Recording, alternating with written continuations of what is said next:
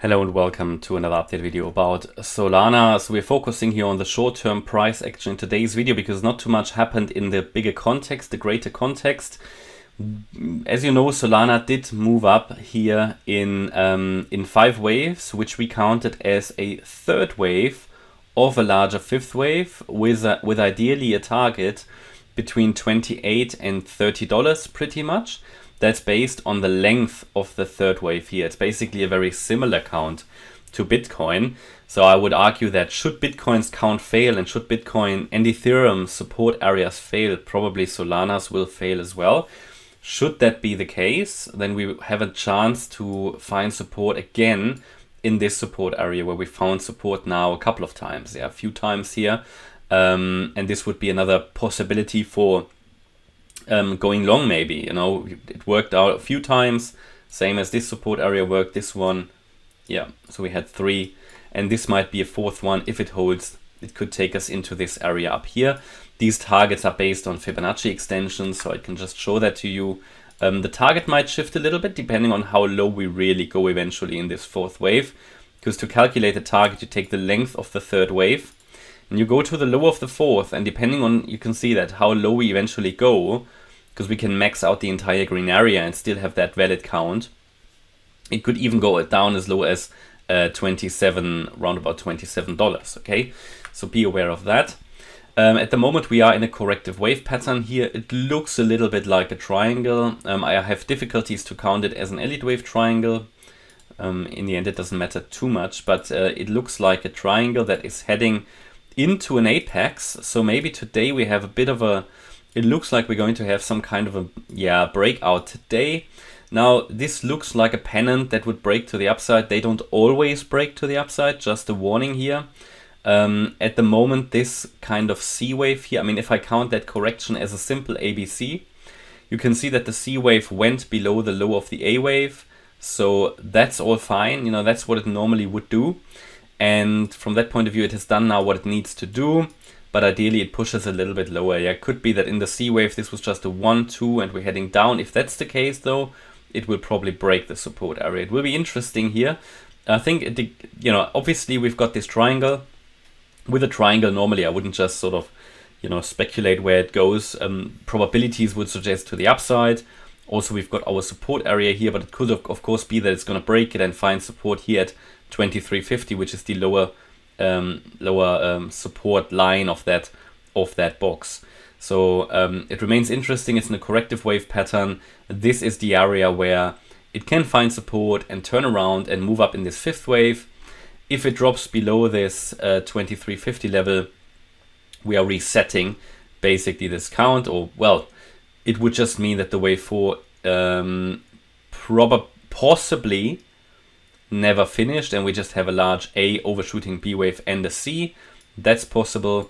We'll see where we are then, but it would mean that we have another chance to find support in this very relevant support area down here, which is based on Fibonacci support levels between 2050 and 2160 pretty much. And as long as we're holding this support, especially if we break out of this pennant to the upside, we have a chance to get into this region between $28.20 to $30 pretty much. I mean, it can always go a bit higher.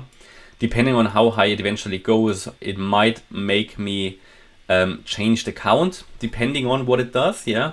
But the first reaction we should see in the green area, if we don't see a reaction there, or if it just cuts through massively bullish, then we might have to change the count a bit and would have to assume that possibly here a wave 1 was already in and the wave 2 was this one, but it would be an unusually shallow one, and then we should really be rallying in the 3rd wave, which would be very bullish then in that case, yeah. But we will see that if we get through this area and really rally.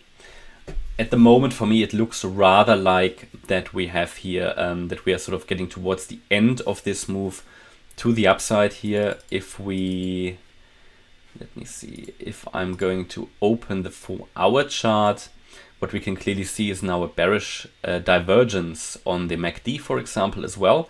That typically happens towards the end of those rallies.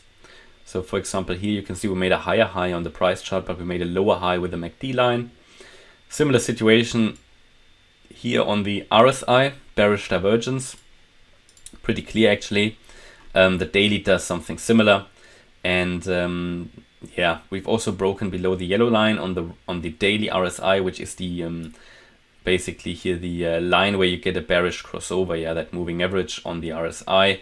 So all of that currently would confirm the count and the idea that we are getting here towards the end of that rally. Here we are about to do a bearish cross. Well, we did a bearish cross, but we're going to cross the 0 line here on the 1 hour chart. That will be interesting. That could send us a bit lower in this green box.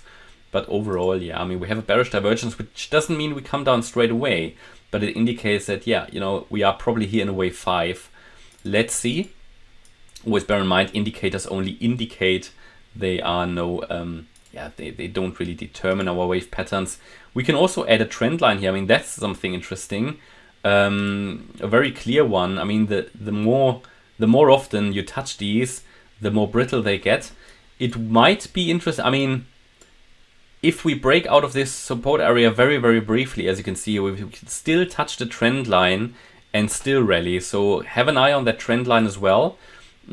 Obviously, always, you know, different counts are always possible. For example, if we break below this trend line, I think it's likely to get back into the support area. But if we have another 1-2 setup, it could retrace a bit more and find support on the trend line. So sometimes trend lines can be quite helpful.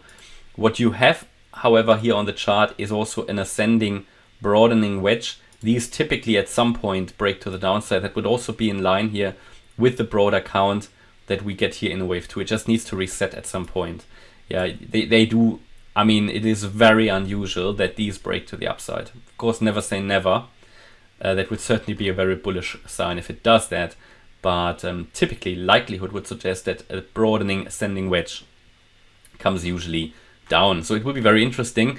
That's currently my update about Solana. I hope you liked the update. If you did, please hit the like button, leave a comment and subscribe. And also, if you like to support more crypto online, check out our Instagram and Twitter channels. Here you will find additional content, some signals, ideas about mindset, some educational material as well, and nearly daily posts. And yeah, hope you also check out the channel membership for even more content. Thanks a lot for watching. Bye-bye.